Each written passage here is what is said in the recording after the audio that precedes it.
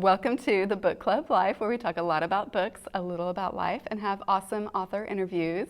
And I am so thrilled to tell you about Jaime Jo Wright. Thank you, Jaime, so much for being here today. You're welcome. We are actually both at the Northwestern Christian Writers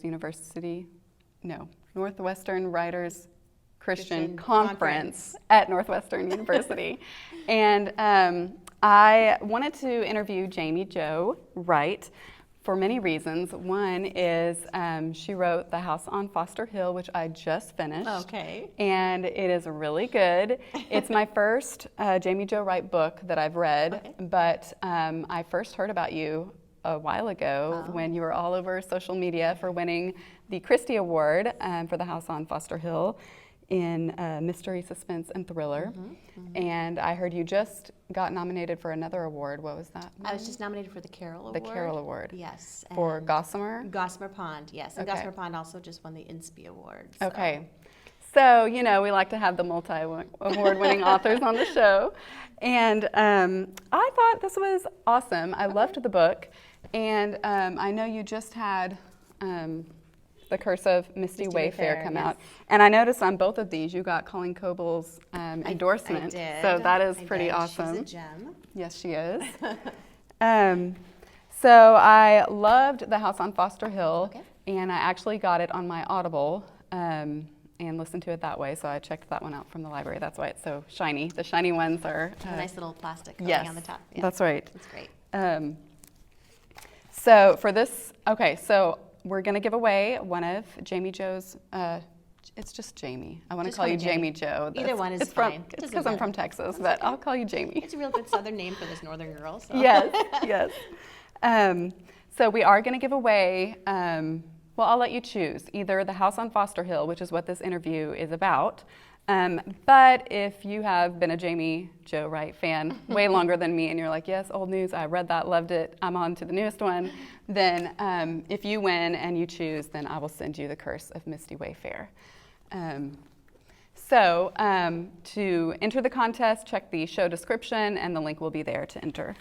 So back to The House on Foster Hill. Yes. This is the section of the interview where I will ask you questions related and inspired by the book. Okay. And then at the end, we'll do a just for fun section. All right. Sounds good. Okay. So this book was full of suspense Yeah. and scary things. What is something scary that has happened to you in real life? And can you tell us about it? And how did you get through it? Yeah, actually, it's somewhat recent. I was in a local department store, and my daughter and I were shopping, and I was probably about, let's say, 6 yards away from her. She was well within my line of vision. She was about 7 at the time. And this guy was kind of hovering around. It seemed like a strange place to be hovering around, and you know how the story goes. Right. They say that nobody's ever been taken from a department store, but it still doesn't make the mom heart feel very good. They say, who are they anyway? I don't know. You know, the experts, I guess, say that you know, Okay. trafficking isn't necessarily going to happen in a department store. However, the mama bear came out.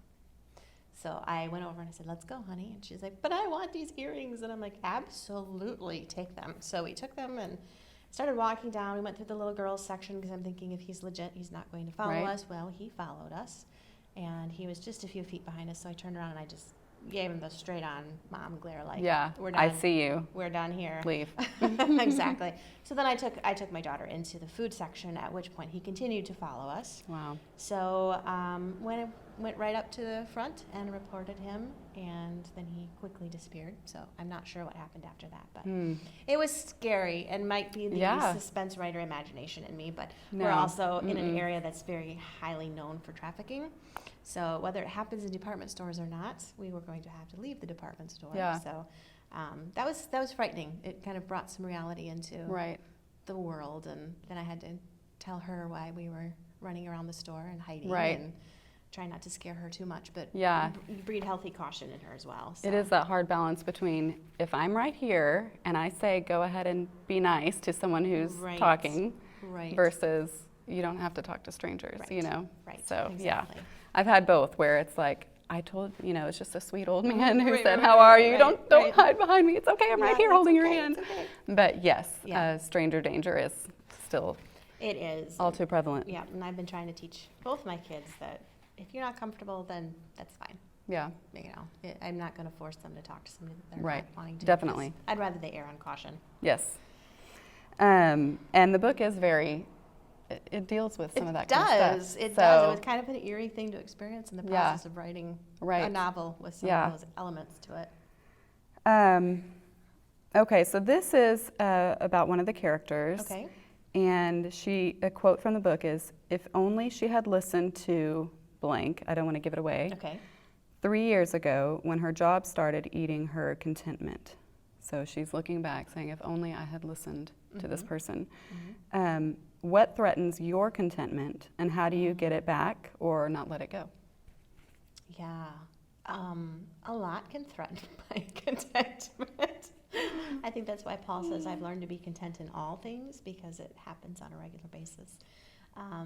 But I have an autoimmune disease, and so I think often that can threaten my contentment because there's so much that I want to do. I'm a highly active person, very social. I love to chase after things and do things, and it's very limiting as far as what I'll have for energy. And day to day, you never quite know what it's going to be, and so I can be very discontent very quickly when I find that I'm limited in doing something. But, starting to learn to find the roses among the thorns. Right. There's a reason why sometimes God wants to limit us. And I think having this has made me slow down and realize that I don't have to do everything and be everything.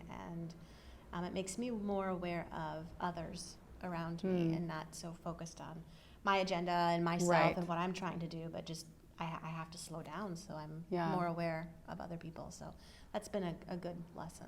That's good.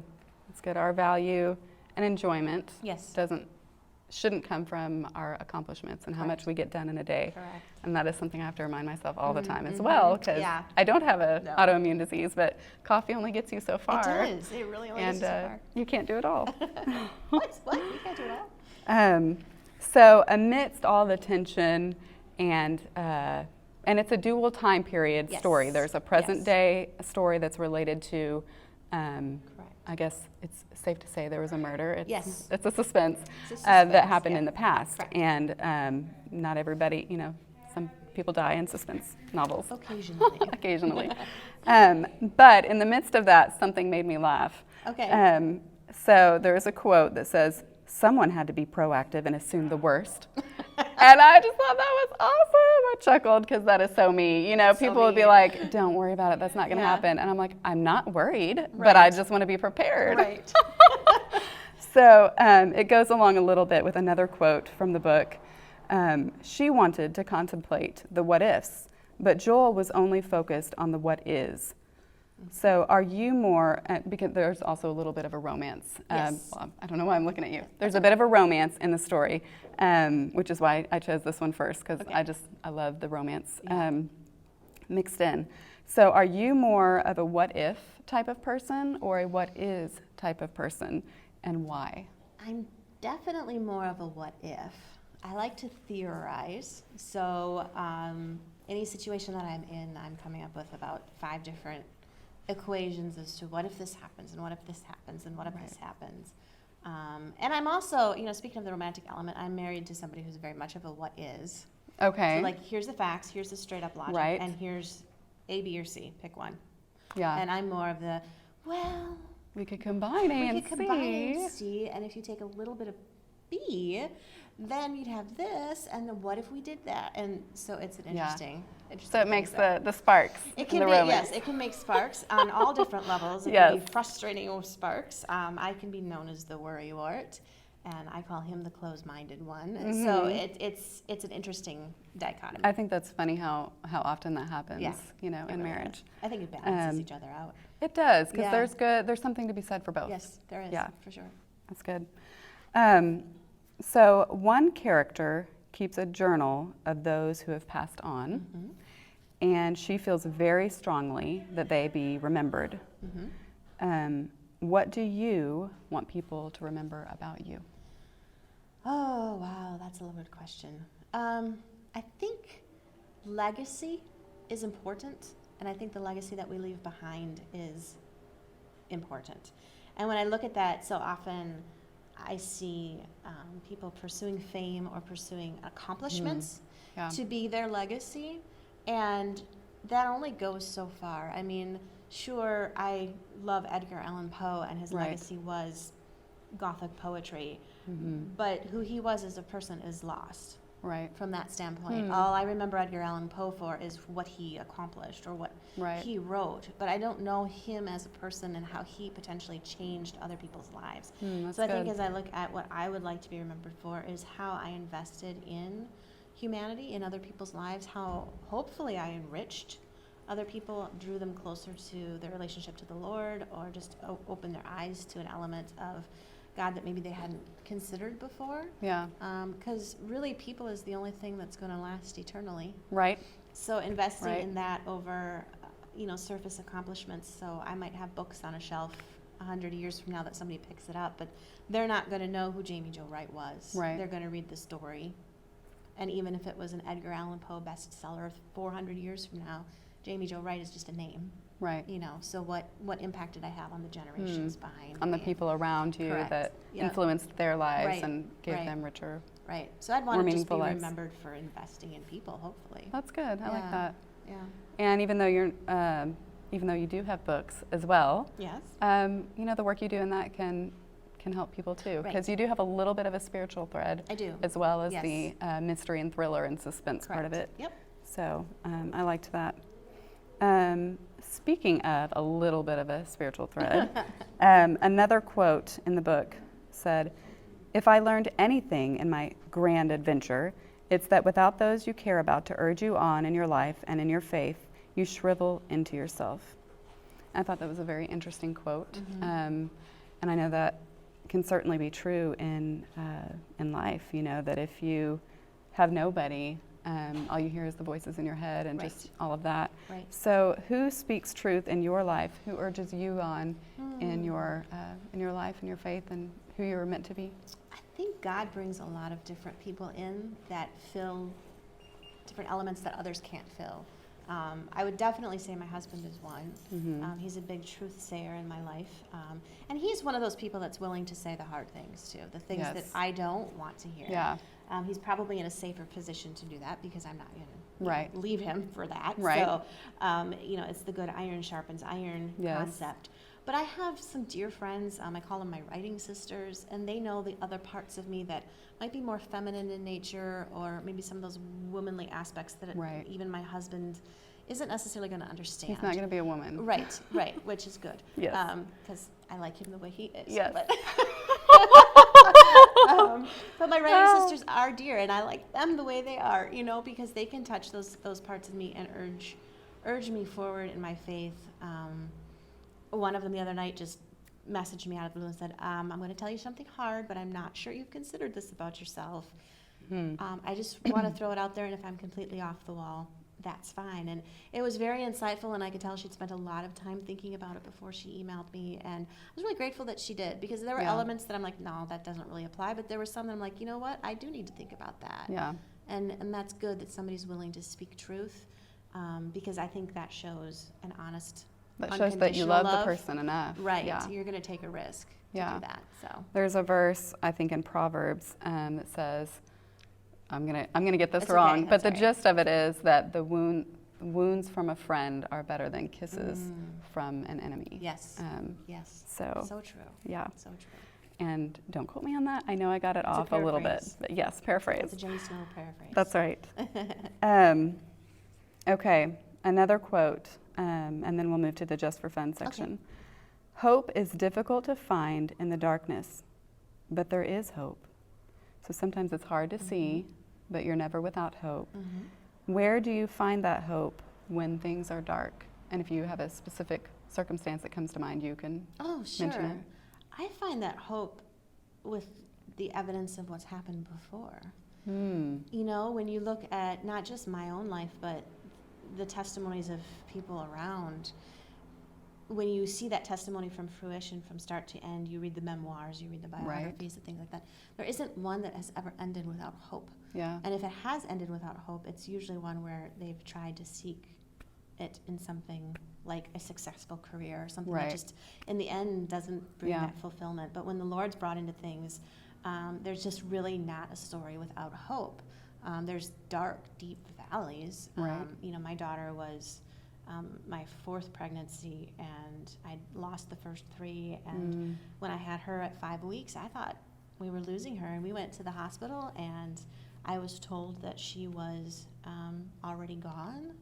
And we were going to do an ultrasound to confirm that. And that's an interesting Colleen Coble story, because I had fangirled her via email and all that. And somehow in that process, I don't even remember how, but she found out about it. So she called me. And she says, well, I'm going to be praying, and we're going to rally some of my writer friends, and we're going to be praying. You let me know what happens when you get to the hospital. I'm like, well, I don't need to let you know what happens. We already know. Right. And I got to the hospital, and we were doing an ultrasound, and the ultrasound tech had no clue what the history was. And he goes, all right, well, there's the heartbeat. And I'm like, what? Oh, my goodness. The heartbeat? I have chills right now. And so it was one of Wow. those things where even when Oh, I my don't goodness. have hope, other people like Colleen and Diane Hunt and Denise Hunter, Right. that was her little group of famous people Right. who cared Yeah. about somebody who was not a famous person, but just a Right. mom who wanted to successfully have a baby. Yeah. And they all were on their knees in prayer. And at midnight, I was texting Colleen saying, it's alive. Yeah. And they just met. Wow. Her and my daughter How old just is met she last now? weekend. She's 9. It's Okay. been 9 years, but she and Colleen finally got to have coffee together, and it was That just is kind amazing. of the fruition. So Oh. hope it's always there, and I think sometimes too we look for hope based on our own definition. Right. We have a preconceived idea of, if you do this, then I will have hope, Right. versus I have hope because I know you will do something. It may not be what I expect. Right. May not be what I want, but long term I'll look back and understand. But we're impatient people too. Yeah. True. Very true. Well, that was really good. I didn't know that was going to be so deep and so Sorry. good now. Just for fun. Dive deep. Well, thank you very much Yeah, for sharing no that. I problem. love knowing that. And that's really cool. I'll talk to you about more about that later. Okay, so just for fun, Okay. Do you have a hidden talent? Or something that you love, a hobby that you love other than writing great suspense? Yeah, talent might be the question mark. Okay. I love to, this is weird, I love to bow hunt. That's not weird, that's cool. It's weird in that I've bow hunted several seasons. I've yet to shoot a deer. Okay. I've seen them, but they've been just far enough away where my talent will come A little short. farther than talent, And I want yes. to make sure that if I ever take that shot that I'm That it's a swift good one. and clean and Right. humane. So Do you have a practice range Yep. that you practice? Yep. We live out in the country. Okay. So we've got a practice range just on our own property, and my husband's figured it out downstairs, so we can shoot about 10 or 15 yards downstairs That in the is basement really when cool. it's snowing. So, and all the kids bow hunt, and That's awesome. it's kind of a family thing. I tried axe throwing on our last vacation. We went to That's fun. Boonesboro, where Daniel Boone Yes. was.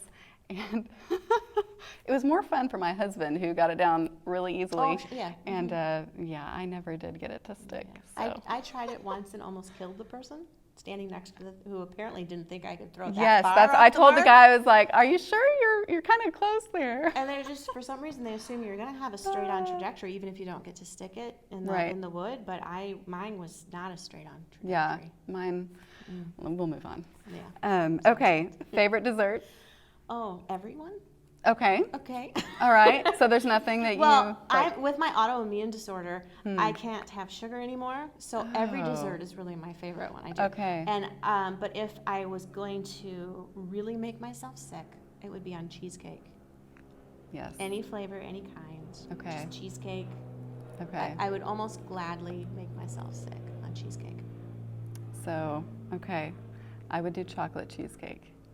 It's so good, and you can make it last a long time. You can. I'm like, this will be gone in a minute. A minute from now, Yeah. I won't be enjoying this, but cheesecake can last. I was known for making, like those Jell-O, the really quick cheesecakes that you can make out Okay. of Jell-O. They're horrible, really, but they're good. Okay. And I'll eat the whole thing. Okay. I won't do it now, but Yeah. I used to. Someday, sometime. Limitations. Yes. Okay. Here's a fun one I love to Okay. ask. How did you know that your husband was the man for you? And when did you move from I like you to I love you and I would marry you if you asked? That is a loaded question, and I know we don't have a lot of time, but I did not like him at all for the first 5 Ooh. years. Okay. Someday I'll have to write our story into a romance novel because we both mutually disliked each other so much Wow. that most people around us thought we were protesting too much, and we weren't. It was honest and sincere dislike for each other. So that lasted about 5 years, and then we kind of started hanging out by default because we came from a small town and everybody around us got married. There was So there was- nobody else to hang out there was with. no one else? No. So we tried to tolerate each other's company, which slowly grew. But when the big pivotal moment for me, since that's what we're going for here, was he decided to go on a missions trip to Colombia. And I was very disturbed while he was gone because I was bored. But I was more disturbed by the fact that I was bored because I missed him, Okay. which was very disconcerting when you don't like somebody and suddenly Yes. all of a sudden you realize you miss them.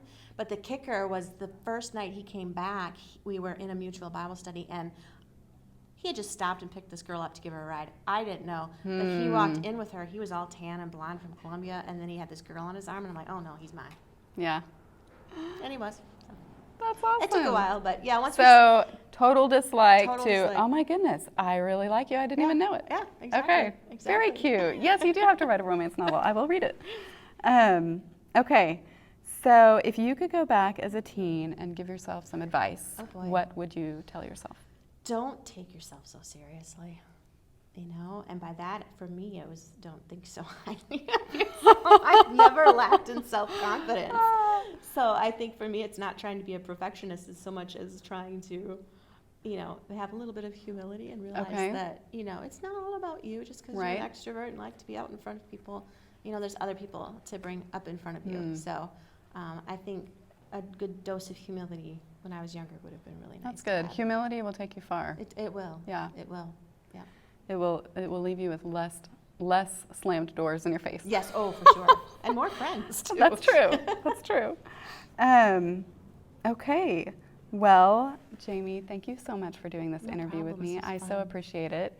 And if you would like a chance to win, if you would like to enter the contest to win The House on Foster Hill, or if you've already read it, then I can send you The Curse of Misty Wayfair.